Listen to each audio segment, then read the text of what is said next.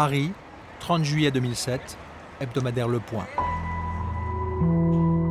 Journaliste au service société, je reçois ce matin-là une lettre. Elle a été postée depuis la prison de Perpignan. Madame, monsieur le journaliste, c'est en désespoir de cause que je fais appel à vous. Le 22 avril 1998, monsieur Azimani Abdelkader et moi avons été mis en examen et écroués pour homicide volontaire. Azimani et El Jabri, deux noms qui me rappellent quelque chose, des types accusés d'avoir poignardé un petit dealer en 97. Ils avaient été condamnés à 20 ans de prison pour meurtre par la cour d'assises de Montpellier. Ce sont eux qui m'écrivent. Nous sommes innocents des faits qui nous sont reprochés. Jamais nous n'avons été écoutés. Vous trouverez joint à ce courrier tous les éléments de cette affaire. Vous pourrez ainsi vous faire une idée sur la gravité des faits et de l'importance pour moi de faire éclater la vérité. Signé Brahim El Jabri. Cette lettre va être le point de départ de mon enquête. Je décide de retrouver ces auteurs pour les interviewer. J'ai été le coupable idéal, moi, Azimani et moi. De trafiquants maghrébins, de surcroît marocains, stupéfiants. Tout ce qui va dans le sens de notre innocence est écarté. J'ai pas de haine, mais une grosse colère. 15 ans après ce drame, El Jabri et Azimani, photographiés ici par les gendarmes lors de leur garde à vue en 98, vont probablement être innocentés. Ils étaient bien des dealers, mais pas des assassins. Enquête sur une implacable mécanique judiciaire, une mécanique qui a construit une culpabilité imaginaire en marge d'une petite route de l'Hérault, quitte à broyer 2 vies.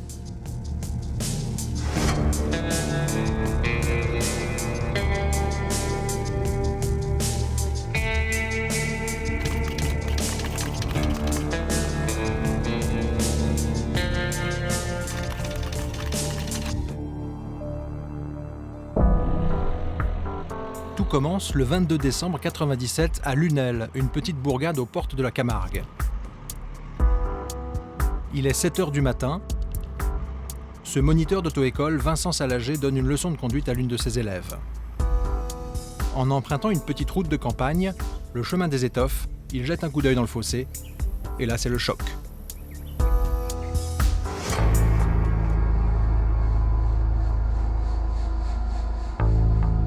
Sur le coup, je croyais que c'était un clochard ou une personne comme ça, qui a sans domicile. Je descends, je m'approche, et quand j'arrive à côté, je me rends compte qu'il est plein de sang. Il a une grosse entaille au cou. Et la gendarmerie, j'ai appelé le 17. Et puis, c'est surtout après, le soir, qu'on réalise qu'on a découvert un cadavre. Sur la route, les gendarmes vont repérer de nombreuses traces de sang. Ils constatent aussi que le corps sans vie est lardé de coups de couteau. Sur la victime, on retrouve un beeper téléphonique de marque Tattoo et un bout de papier chiffonné avec un numéro de téléphone. Les gendarmes remarquent aussi que l'homme a perdu une basket. Elle sera retrouvée à 200 mètres de là, sur un petit chemin. Tous les objets susceptibles de contenir des traces ADN sont récupérés par les enquêteurs, photographiés et placés sous scellé.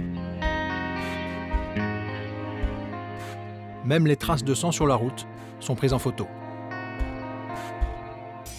En fin de matinée, les gendarmes apprennent qu'une voiture ensanglantée a été retrouvée sur un parking de Lunel. Une Renault 25, c'est celle de la victime. Là encore, il y a du sang. Nouveau prélèvement. Au même moment, une jeune habitante de Lunel, Anissa Gilal, s'inquiète. Son mari a mystérieusement disparu depuis la veille. On s'est rendu en gendarmerie. Et lorsque nous sommes rendus là-bas, vers 2 heures, ils m'ont demandé à moi, étant donné que j'étais sa femme, et à ma belle-sœur, de venir faire une déposition. Nous sommes rentrés, j'ai dit voilà, mon mari a disparu depuis hier, c'est pas de lui. Ils nous ont demandé comment il était habillé, comment... Donc on lui avait décrit comment il était habillé, il m'a dit par contre il me faut une photo pour voir exactement, puis il a dit parce que nous on a retrouvé un corps, mais voilà il me faut une photo pour vraiment identifier la personne que nous on a retrouvée parce qu'ils ont eu du mal en fait à bien identifier parce qu'il était plein de sang. On a été chercher une photo, ils m'ont dit Je suis désolée. Ils m'ont pas dit qu'il était mort. Ils n'ont pas voulu me faire peur. Ils m'ont juste dit, la personne qu'on vous a dit, c'est lui. Ils ont pris ma belle-sœur d'un côté et ils l'ont emmené à la morgue. Je l'ai bien reconnu parce que voilà, il était allongé, les yeux ouverts encore. Ils n'ont pas fermé les yeux. J'avais pas le droit de le toucher, pas le droit de l'embrasser. Excusez-moi.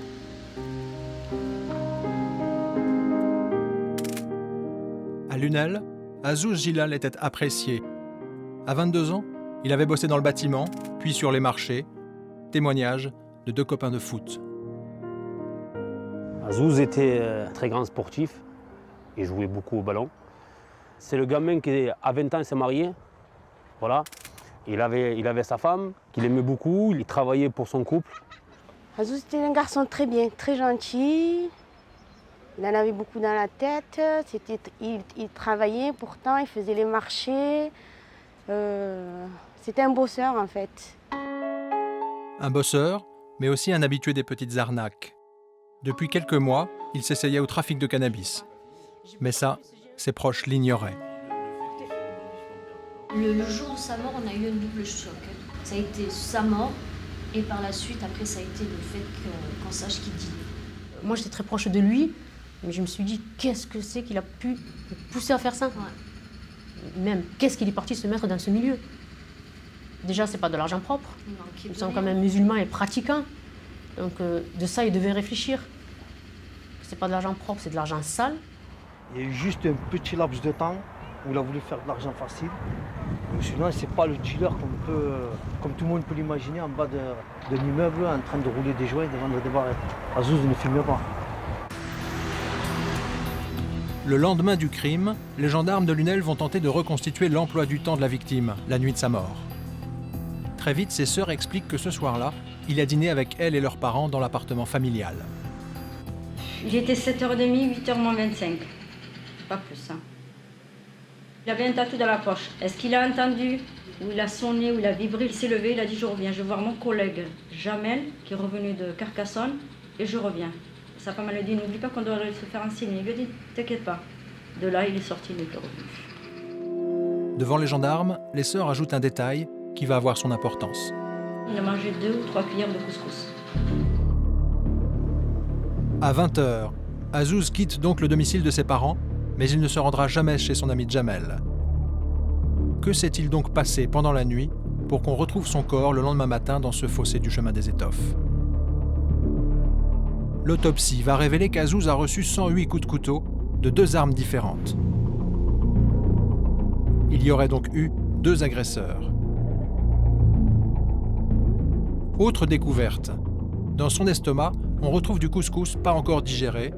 C'est la preuve qu'il a été tué peu après le dîner, vers 21h. Au vu des blessures, la mort a dû survenir en moins de 10 minutes. Pour en apprendre davantage, les gendarmes examinent également les photos, notamment celles prises dans la Renault 25 d'Azouz.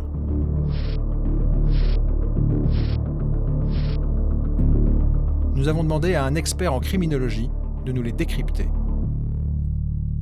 Lorsque je lis un rapport médico-légal indiquant qu'il y a autant de blessures piquantes, donc de pénétration d'un couteau dans une victime, je peux déjà dire à travers les traces de sang qui sont visibles dans le véhicule qu'ils ne décrivent pas la totalité des faits. En clair, certains coups de couteau ont dû être donnés en dehors de la voiture, ce que semblent confirmer les importantes traces de sang sur la route. Sur la chaussée, vous avez aussi des traces plus larges. Surtout celle-ci, parce qu'elle a un bord qui est bien linéaire ici et bien linéaire ici, semble plutôt dû à un corps qui est traîné au sol. Là, ce que j'en vois, c'est que c'est vraiment un lieu de dépôt. Le corps n'a pas été agressé, il a été déposé là. 4 jours après le meurtre, les gendarmes vont recueillir le témoignage d'un Camarguais un peu marginal qui vit au bout du chemin des Étoffes dans une caravane avec des chevaux. L'après-midi du crime, il sillonnait le secteur en camionnette à la recherche de sa chienne. Sur la route, il affirme avoir assisté à une altercation à proximité de l'endroit où le corps d'Azouz sera retrouvé. Voici la version qu'il livre aux enquêteurs ce jour-là. J'arrive vers le cimetière, il y a un véhicule devant moi. Ce véhicule ralentit parce qu'il va tourner sur la droite. Et Sur la droite, je m'aperçois qu'il y a une voiture. Il y a un bonhomme qui est assis dessus. Il descend et il me dit il faut tourner à droite. Puis subitement, 3 véhicules arrivent. Des véhicules sortent les passagers et de l'autre aussi, et sortent un autre bonhomme. Le bonhomme est pris par-dessous les bras et tracté en arrière. Une 4e personne s'acharne sur lui. Je pense à une histoire de famille, un repas qui s'est mal terminé, ils ont fait la fête, ils se disputent, ils se cherchent des chicanes. Je te demande de penser à quoi que ce soit. J'attends là devant et puis je regarde faire et puis au bout d'un moment j'ai dit quand même il faut bien que je passe, ils vont me laisser passer. Alors j'enclenche la vitesse et je fais le forcing et je continue mon passage, je vais jusqu'au collège. Du moment que je ne vois pas ma chienne, je dis elle n'est pas là, bon ben on va rentrer à la maison. Et là j'arrive à nouveau sur les lieux, ils sont toujours là, ils se disputent. C'est là où je me suis aperçu que le gars avait sa chemise toute blanche, maculée de sang. Je les dépasse à nouveau par la droite et je continue mon chemin jusque chez moi. Selon ce témoin, un homme avec une chemise blanche se serait donc retrouvé avec du sang au bord du chemin des Étoffes. Or, regardez bien, le lendemain matin, c'est bien quasiment à cet endroit que le corps d'Azouz sera retrouvé dans un fossé. Autre détail qui semble correspondre, la couleur de la chemise. Pour les gendarmes, c'est clair, Errol Fargy est certainement un témoin clé du crime. Et pourtant, il y a un problème. Fargy a décrit une altercation qui se serait déroulée vers 16h30. Or, l'autopsie d'Azouz a prouvé qu'il avait été tué près de 5 heures plus tard, vers 21h. Mais pour les gendarmes qui pensent enfin tenir un témoin clé, difficile de reculer. D'autant que Fargy leur fait une nouvelle révélation, il aurait carrément identifié l'auteur des coups portés à l'homme à la chemise blanche.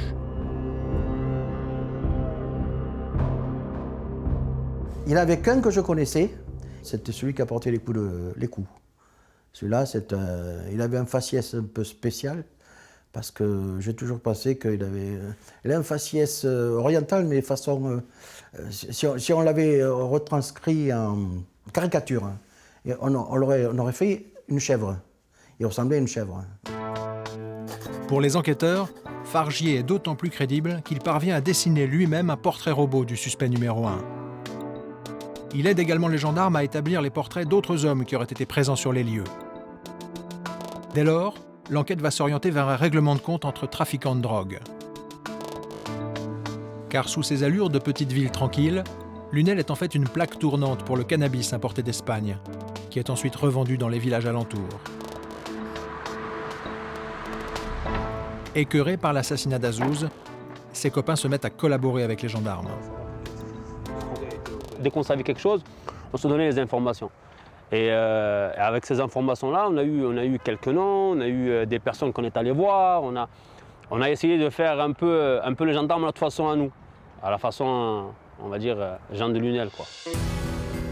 Même l'épouse de la victime va livrer un témoignage important aux gendarmes.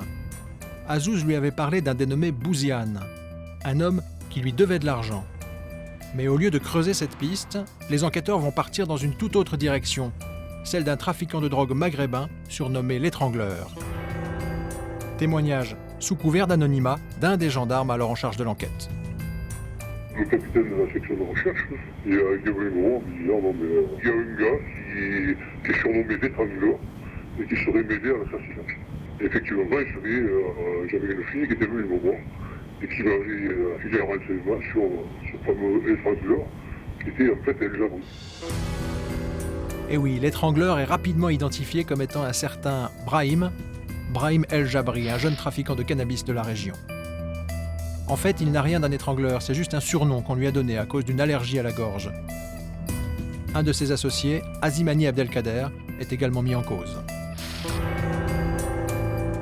Quand les gendarmes les placent discrètement sous surveillance, il se confirme qu'ils sont au cœur d'un trafic de drogue avec l'Espagne.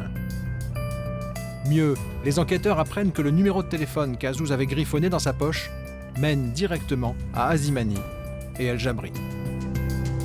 Ils connaissaient donc la victime. Le 20 avril 1998, ils sont interpellés à leur domicile de Lunel. En garde à vue, Azimani clame son innocence, mais les gendarmes ne le croient pas. Pour eux, il est déjà coupable. On m'a laissé dans un petit bureau, très petit, où il y avait une équipe de gendarmes qui arrivait, qui me questionnait sans arrêt. Et ils partaient se reposer, c'était une autre équipe qui venait faire la relève, et j'étais menotté au mur, 24 sur 24. Le chef d'enquête lui-même, il me dit, de toute façon, tu avoues pas, tu es parti pour 20 ans. Je me rappelle très bien. Il m'avait dit que lorsqu'il sortira, tu ne reconnaîtras plus les marques des voitures, parce qu'il savait que j'étais garagiste. Quant à Brahim El Jabri, il est également placé en garde à vue. En situation irrégulière et déjà condamné pour trafic d'héroïne, il sent bien que pour les gendarmes qui l'auditionnent, il est le parfait coupable. Dès lors que vous êtes en garde à vue et que vous êtes accablé, c'est foutu, vous êtes déjà condamné. Parce que vous étiez trafiquant, vous deviez être meurtrier. Je devais être meurtrier, forcément. Forcément, tous les trafiquants sont des meurtriers. Au cours de la garde à vue, les gendarmes convoquent Erol Fargier, le témoin clé du crime. Ils vont lui présenter les 2 suspects au milieu d'une dizaine de figurants. On appelle ça un tapissage.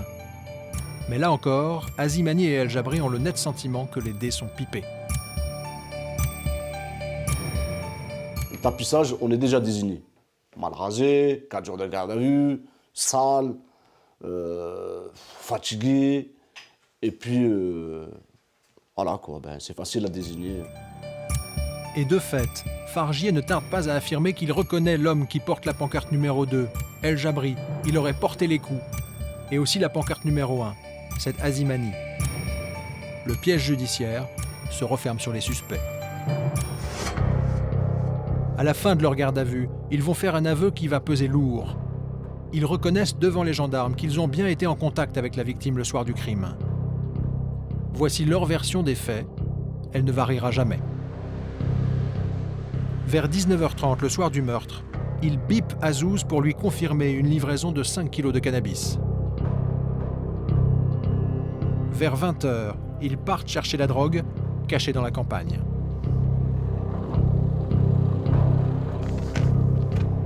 De retour à Lunel, ils livrent la marchandise à Azouz qui les attend dans sa Renault 25.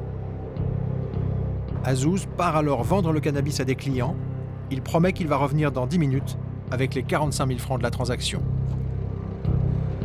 Pour patienter, El Jabri passe quelques coups de téléphone depuis une cabine, mais au bout de 3 quarts d'heure, ne voyant pas revenir Azouz, les 2 hommes partent à sa recherche. Ils aperçoivent bien une voiture au fond d'un chemin, mais ce n'est pas celle d'Azouz. Ils repartent alors vers Lunel pour tenter de le retrouver, tout en essayant de le joindre sur son beeper. Mais pour les gendarmes, c'est clair, les suspects étaient bien sur les lieux du crime. Ils sont les derniers à avoir vu la victime vivante. Ils sont donc forcément les meurtriers. Le 22 avril 1998, El Jabri et Azimani sont incarcérés pour trafic de drogue et homicide à la maison d'arrêt de Villeneuve-les-Maglones, près de Montpellier. Pour leur famille, c'est l'incompréhension. C'est pas possible, c'est pas lui qui a fait ça. Et pourquoi c'est pas lui? Parce que je connais mon frère. Je connais mon frère et c'est peut-être une grosse gueule, mais voilà, ça reste une grosse gueule. 2 jeunes avocats ambitieux s'emparent alors du dossier. Pour eux, le fait que leur client ait avoué avoir vu la victime le soir de sa mort laisse plutôt penser qu'ils sont innocents. S'ils avaient été les assassins de ce jeune homme, connu par ailleurs pour ses arnaques, il était étonnant qu'ils revendiquent quasiment immédiatement le fait de l'avoir vu en dernier et le fait d'être en affaire avec lui. Mon impression, lorsque je prends connaissance du dossier, c'est que véritablement, on s'aperçoit qu'on a tout mélangé. On a mélangé le dossier d'infraction à législation sur les stupéfiants et le dossier de meurtre. Et que dans ce dossier de meurtre, les gendarmes utilisent un peu trop des renseignements anonymes, des informations confidentielles, tout un tas d'éléments qui ne sont pas vérifiables, qui mettent en exergue la responsabilité d'Azimani et d'El Jabri. En clair, les gendarmes ont un faisceau d'indices, mais pas de preuves matérielles. Contacté, la direction générale de la gendarmerie n'a pas souhaité nous répondre sur cette affaire. Mais un des responsables de l'enquête va accepter de nous parler. 15 ans après le drame, il n'a aucun scrupule à l'idée qu'El Jabri et Azimani aient pu être emprisonnés pour meurtre, à tort. Il ne sait pas qu'il est enregistré.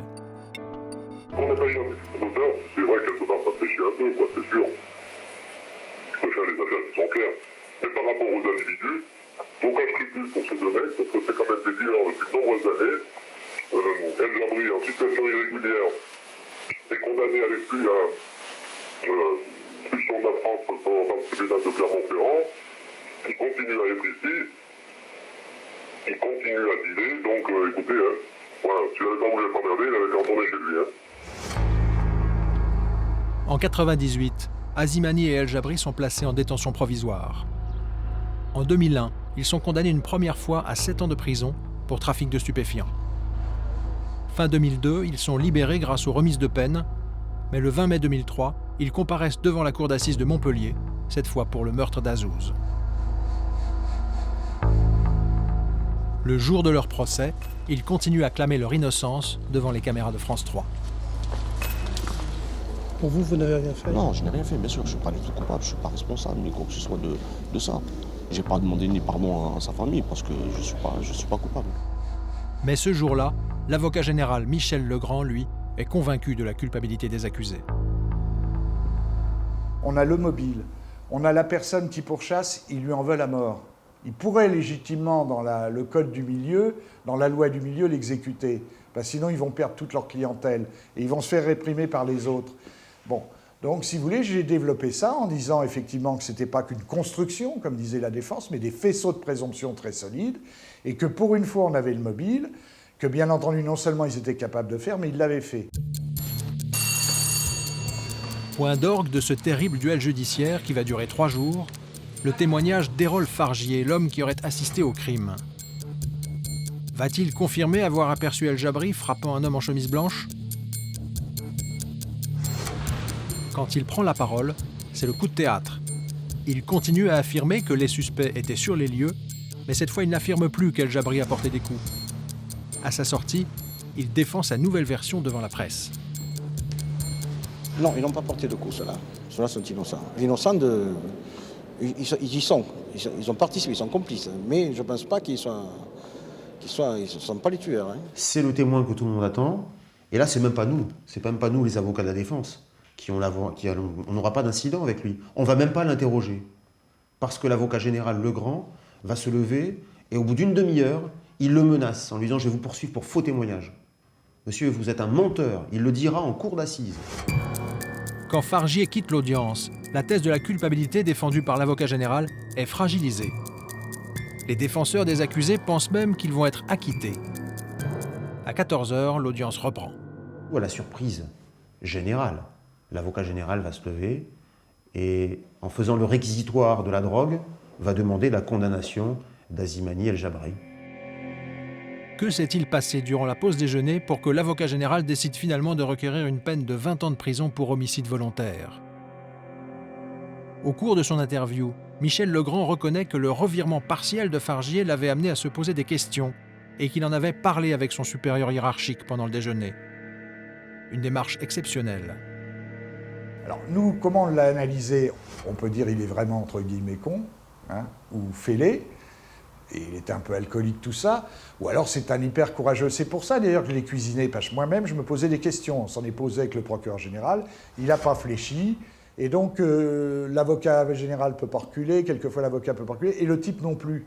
Hein, il est la vedette du jour. Eh bien, cette vedette du jour, il sentait qu'il y avait tout derrière, il se donnait une importance, il n'a pas voulu plier. Hein. Voilà. En clair, Fargier maintenant tout de même avoir aperçu les accusés sur les lieux du crime, Michel Legrand et son procureur auraient estimé préférable de ne pas changer d'avis devant la cour d'assises en requérant l'acquittement. C'est la catastrophe lorsque les jurés rentrent, baissent la tête, ne regardent pas les accusés et qu'on entend une condamnation extrêmement lourde. Le verdict tombe, 20 ans de prison ferme pour homicide.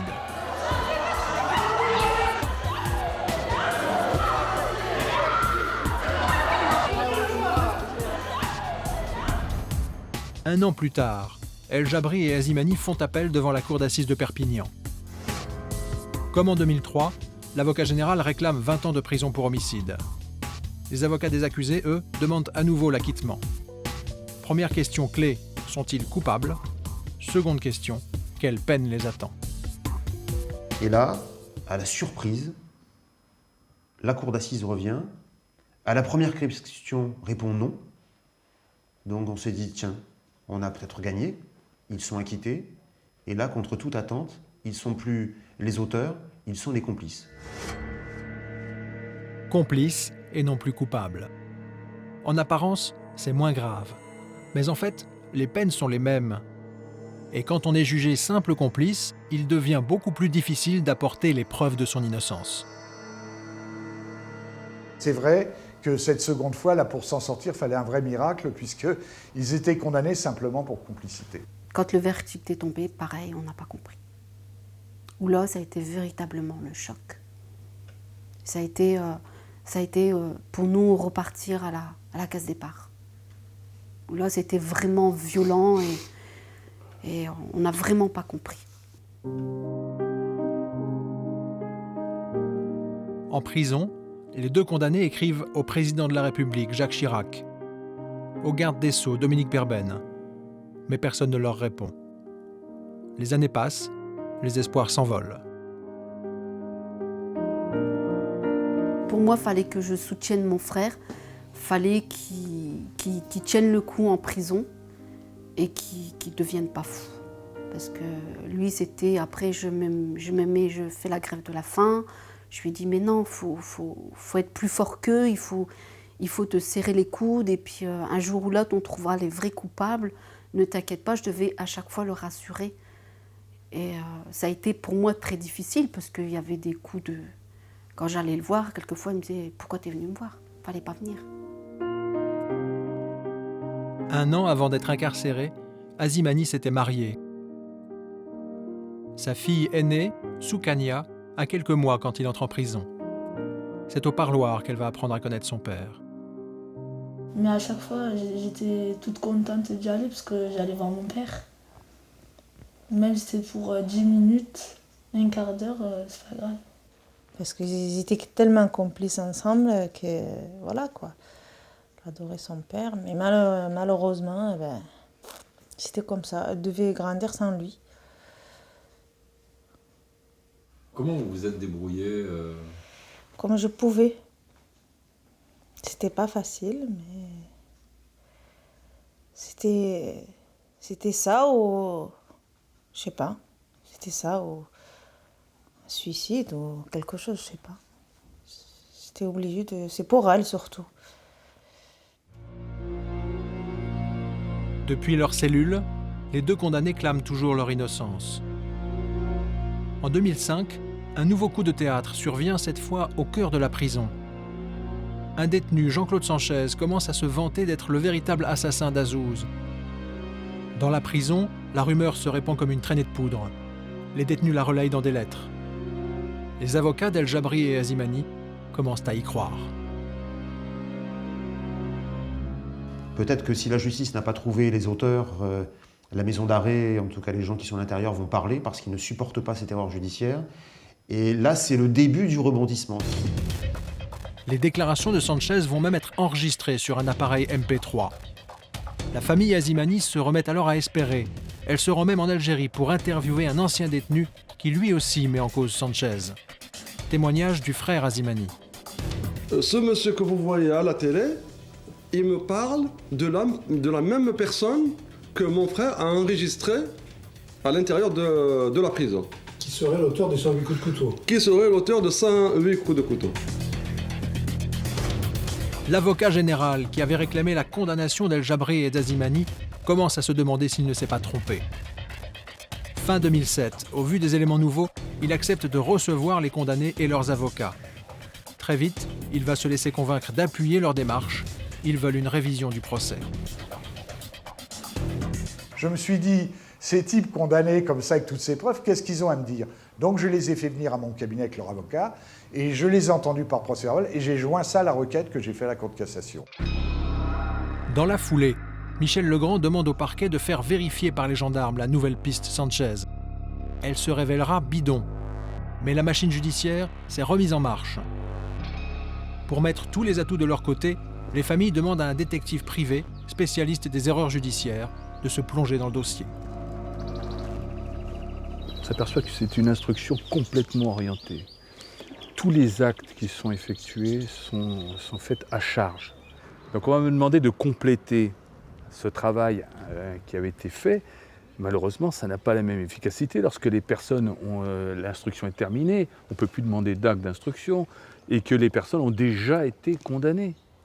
Même les témoins, c'est plus difficile de les faire parler, de temps que tous, peu ou prou, ont trait de plus ou moins à des problèmes de drogue. Néanmoins, le détective privé va réentendre plusieurs trafiquants de lunelles. Il apprend surtout qu'Errol Fargier, le principal témoin à charge, viendrait encore de changer de version. Désormais, il désigne un autre maghrébin rencontré dans un bar comme étant celui qui aurait porté les coups à la victime. Convaincu qu'il dit n'importe quoi, le détective privé va chercher à le prouver en faisant filmer ce énième revirement du témoin par France 3. J'ai vu un flash, un éclair. C'est spontanément que j'ai dit, il y a quelque chose qui... Et puis j'ai dit, c'est mon bonhomme. Je l'ai reconnu en fin de soirée, je dis, c'est mon bonhomme. Et voilà, et c'est là que j'ai reconnu réellement qu'il y avait une erreur sur la personne d'El Jabri. Après avoir contribué à la condamnation d'El Jabri, Fargier se déballonne. El Jabri n'aurait même pas été présent sur les lieux du crime. J'ai reconnu mon erreur. Elle est grave, hein. Oui, mais je n'ai pas été embêté pendant 12 ans. Pendant 12 ans, je n'ai pas été embêté. Et c'est là où je me rends compte qu'il y a quelque chose qui ne va pas. Je sais qu'elle est grave. Vous êtes sûr que le nouveau que vous avez vu, c'est vraiment lui? Vous faites pas oui. Vous faites pas une nouvelle erreur, là? Vous insistez, là. Ouais, je vous ai dit. Ouais. Hein. Non, c'est vraiment bien. Là. Les cheveux correspondent, la tête, la petite taille, puis le petit pantalon, patte d'éléphant, tout. C'est le même style. C'est le même. C'est le même. Il n'y a pas... Et de la façon dont il m'a parlé, il était sur les lieux. Un autre n'aurait pas parlé comme ça. Dans les jours qui suivent, le détective privé découvre que cette nouvelle accusation est complètement bidon. Le nouveau suspect a un alibi en béton. Le soir du crime, il était en prison. Mais pour les avocats, la rétractation de Fargier constitue un élément nouveau, susceptible d'innocenter leurs clients. Ils saisissent alors la commission de révision. Et là, c'est l'hérésie, mais l'hérésie totale. C'est-à-dire que la commission de révision qui va statuer dans ce dossier va nous dire « Mais oui, Fargier, on le sait qu'il raconte n'importe quoi. Mais d'ailleurs, vos clients ne sont pas les auteurs, ils sont complices. Donc le témoignage de Fargier, on s'en moque. Et la commission de révision, de nouveau, va se pencher sur cette procédure en estimant qu'il faut arrêter, que la condamnation prononcée par Perpignan est justifiée, et finalement nous ferme la porte à la révision. Mais l'avocat général, lui, conserve ses doutes, comme il le confiera au journal Le Point. Il regrette que les vrais assassins n'aient jamais été identifiés. En juin 2009, il va demander au parquet d'ouvrir une nouvelle enquête. La Cour de cassation dit non, mais moi j'ai un prétexte, j'ai quand même un doute, et je ne vais pas contre la décision, mais je travaille à côté. Mais grâce finalement à leur protestation, on va faire d'une pierre deux coups, on va montrer qu'ils sont peut-être innocents, et puis aussi on va trouver d'autres choses.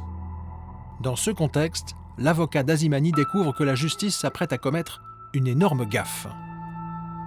Je suis au palais de justice, au greffe de l'instruction, et la greffière qui était en charge de ce dossier me croise et m'informe que la justice va peut-être détruire les scellés du dossier Azimani El Jabri.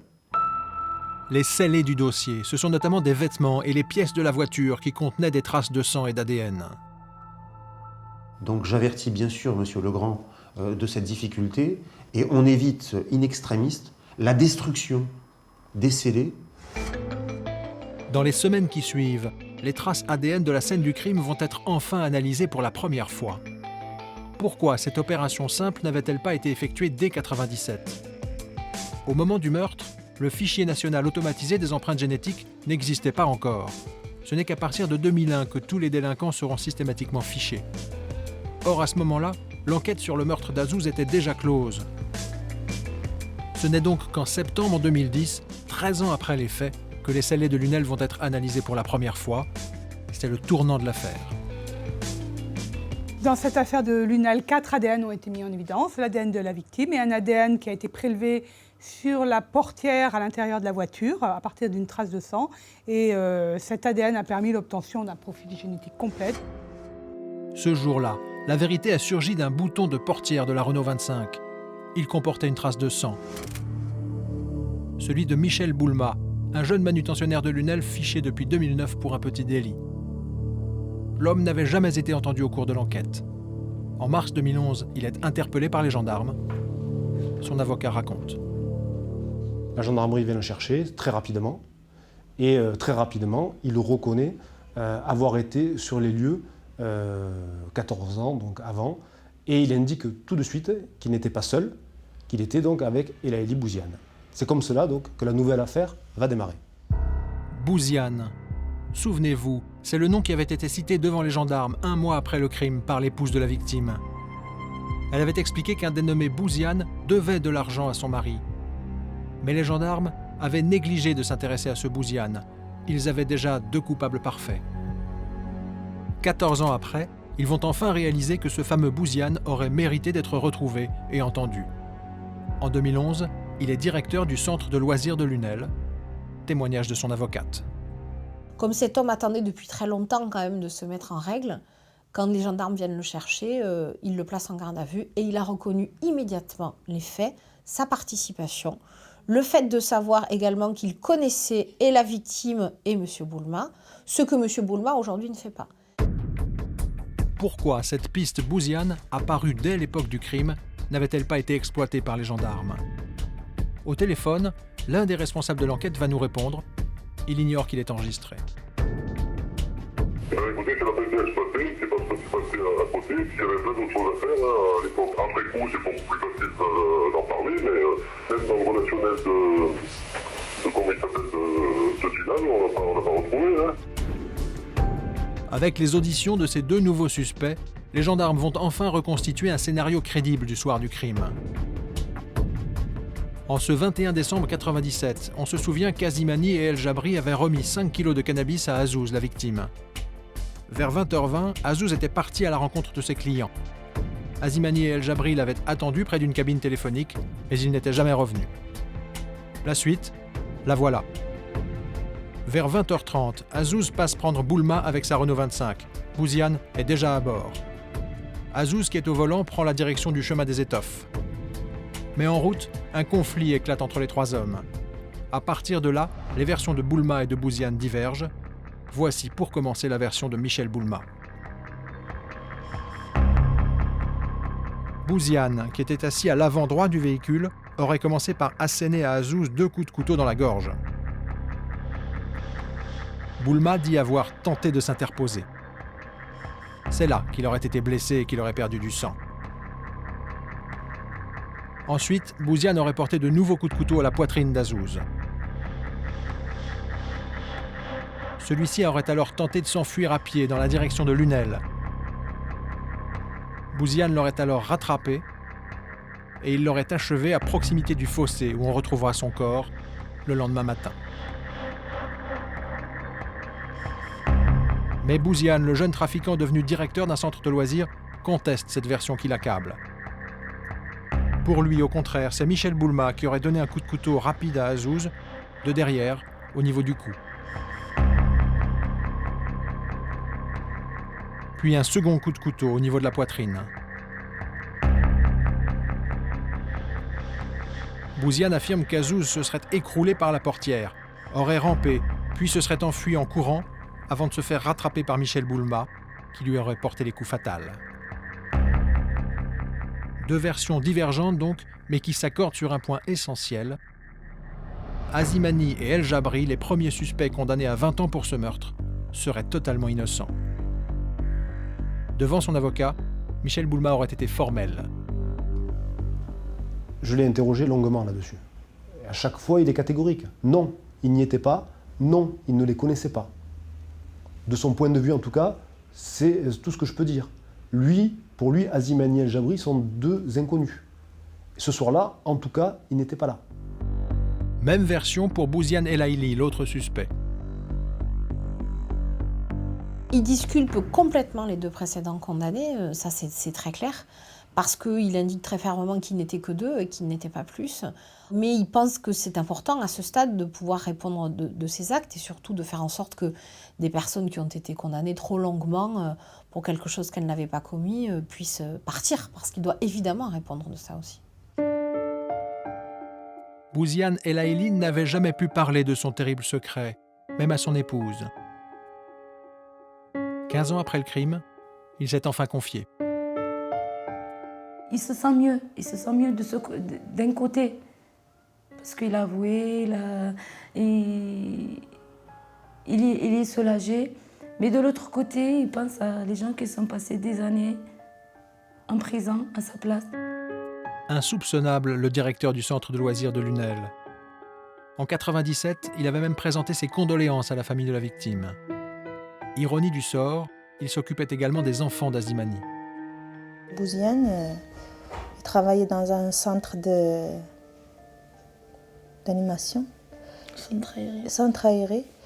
Et ma fille, quand elle était petite, moi je l'amenais là. Un jour, il m'a dit et alors, ton père, l'enquête, ça avance et tout. Donc moi, j'étais petite, je ne savais pas quoi répondre. Oui, c'est mes... Mais les nouvelles, il demandait souvent. Hein. En quelque sorte, c'est lui qui m'a volé mon enfance sans mon père. Lui et l'autre. En ce printemps 2011, l'arrestation des deux nouveaux suspects a soulagé les familles, bien sûr. Et pourtant, rien n'est réglé. Certes, Azimani a bénéficié d'une libération conditionnelle. Mais El Jabri, lui, dort toujours en prison, et pour la justice, ils sont toujours coupables. Ah ben elle est là. Le 24 avril 2011, Brahim El Jabri est enfin libéré du centre pénitentiaire d'Avignon. Ce matin-là, il retrouve son compagnon d'infortune, sorti lui-même 1 an et demi auparavant. Après 13 ans et 3 jours de captivité, il goûte enfin à la liberté, même s'il reste sous contrôle judiciaire. Là, je suis sorti dans le cadre d'un aménagement de peine, rien à voir avec la procédure qui est en cours de suspension de peine. Je l'attends impatiemment. J'espère pour bientôt et c'est qu'une bataille qu'on vient d'emporter. Et la guerre, c'est vraiment une guerre qu'on mène et le combat est très long. Qu'est-ce que vous allez faire? Allez. Là, on va voir la famille déjà, hein, on va monter jusqu'à Lille. Là, vite fait, on va boire un café quelque part. Parce que je suis interdit dans l'Hérault, vous avez vu. Donc je vais aller voir ma mère à Lille au plus vite, hein, elle est là-bas, hein, je rentre chez moi donc. Et puis j'ai mon travail là-bas. Interdit de séjour dans l'Hérault depuis 2001, El Jabri est retourné dans la banlieue de Lille, où il avait grandi avec ses parents. Ici, il a l'obligation d'exercer un travail s'il ne veut pas repartir en prison. Alors il a trouvé un emploi par intérim dans un centre de tri, payé seulement 700 € par mois. Il doit aussi pointer toutes les 6 semaines devant un juge d'application des peines et continuer à indemniser la famille d'Azouz. Mais au-delà de ses contraintes matérielles, l'affaire lui a laissé des blessures plus profondes. Quand son père est mort en 2009, Brahim était en prison. Il n'avait pas été autorisé à assister à l'enterrement. Toute ma jeunesse, mon enfance, je l'ai passé là. Jusqu'à l'âge de 21 ans, je suis resté ici. Et donc, mon père est décédé dans cette maison.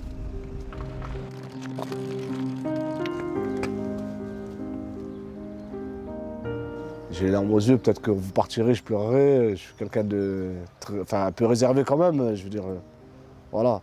C'est des émotions qui sont propres à moi, je vais le garder pour moi. Ce que j'ai subi, c'est très violent.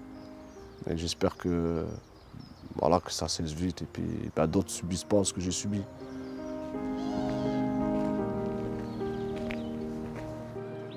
Azimani, lui, vit toujours à Lunel avec sa femme et leurs 3 enfants. Mais sa condamnation pour un crime qu'il n'avait pas commis l'a dévasté.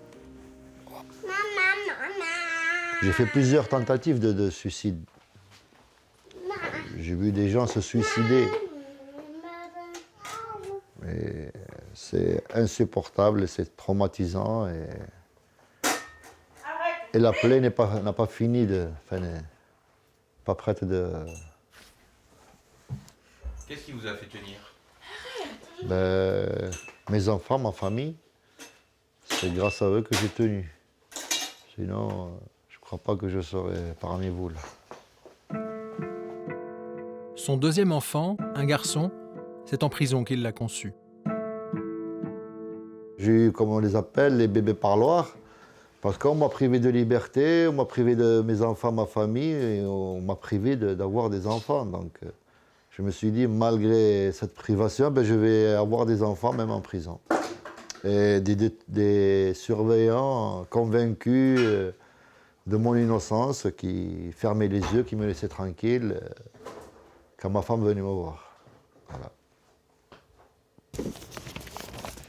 Sans épouse, sans enfant, El Jabri a, lui, le sentiment amer de tout un pan de vie perdu.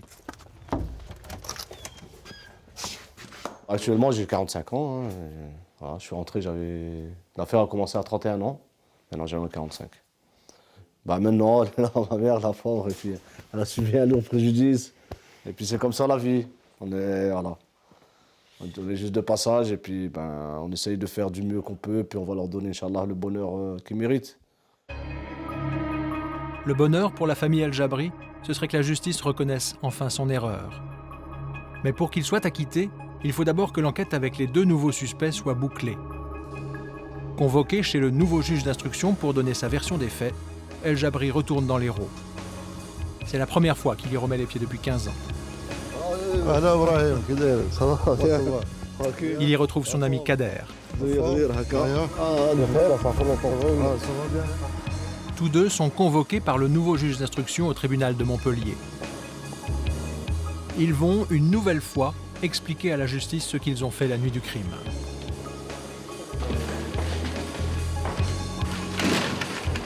Après 1 heure d'audition, Azimani et son avocat sortent du bureau.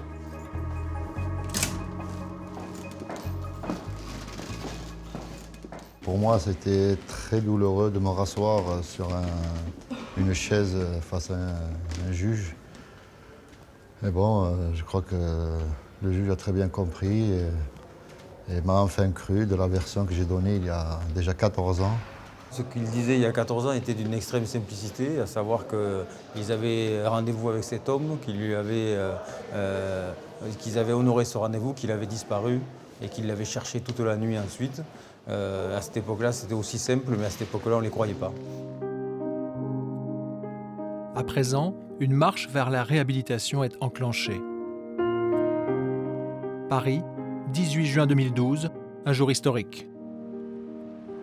El Jabri et Azimani sont enfin convoqués devant une commission qui va décider si leur condamnation mérite d'être réexaminée. Une conférence de presse est organisée avant la commission. Cette fois, les médias nationaux sont au rendez-vous. Tout le monde était d'accord au niveau de l'institution judiciaire pour les condamner en 2003, comme auteurs d'un meurtre particulièrement abominable. Tout le monde était d'accord pour les condamner en 2004 pour des faits de complicité. Et la justice nous accueille cet après-midi dans un Algelco pour nous dire que finalement, on y sont tous d'accord, c'est une erreur judiciaire. En quoi vous aviez le profil idéal? Nous avions le profil idéal dans le sens où on était les dernières à voir, mais en fait on n'était pas les dernières, on était les avant-dernières personnes à voir la victime. Dans quelques minutes, El Jabri et Azimani vont être confrontés à un redoutable filtre judiciaire. 5 magistrats réputés pour leur très grande sévérité. En 2011, sur 126 demandes de révision comme la leur, seules 2 avaient été jugées admissibles. C'est derrière cette porte que tout va se jouer. Soit leur demande de révision est rejetée, soit elle est déclarée admissible. 1 heure plus tard, c'est la sortie et un pouce levé en discret signe de victoire.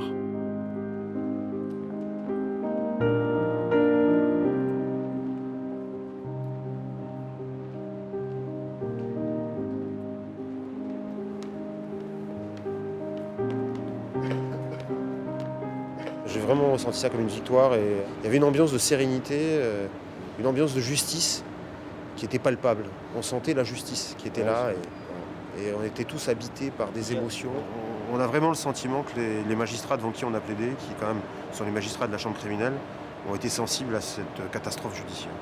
Brahim qui a eu les mots, je pense, les plus efficaces pour essayer d'avoir une issue la plus rapide, parce qu'il a rappelé la chronologie de la procédure.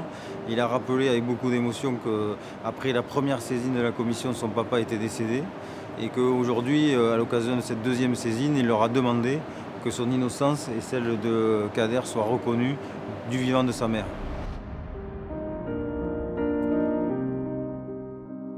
Dans quelques mois, l'affaire El Jabri Azimani sera enfin examinée par la Cour de révision. Reste une question. Pourquoi, en 1997, les gendarmes de l'Hérault se sont-ils tant trompés sur El Jabri Azimani? Un ancien gendarme de Lunel tente de répondre, sous couvert d'anonymat. C'est tout le problème des témoignages, en fait. C'est que vous voyez, si vous en tenez simplement qu'au témoignage, vous pouvez prendre une règlement de direction. Bon, ça montre la fragilité aussi d'une enquête, parce qu'il ne faut pas être réaliste. C'est que des hommes qui font les enquêtes. Enquêteurs, juges d'instruction, magistrats du parquet, juges du siège, comment une cinquantaine de professionnels de la justice ont-ils pu se tromper? Comment peut-on se tromper? D'abord, j'allais dire se tromper, ça dépend à quel stade on le met, parce que vous dites vous-même, le procureur de Montpellier, il se trompe quand il les renvoie pour meurtre, d'une certaine manière, quand il renvoie le dossier, j'allais dire. Moi, je me trompe quand j'accuse, mais après, on ne se trompe pas. Donc, il faut voir que maintenant, la vérité judiciaire, elle est dans le temps.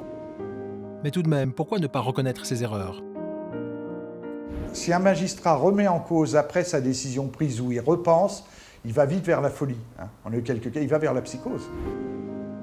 Pour les avocats d'El Jabri et Azimani, qui ont passé injustement plus de 10 ans en prison, l'explication est un peu courte. Ce dossier est la démonstration que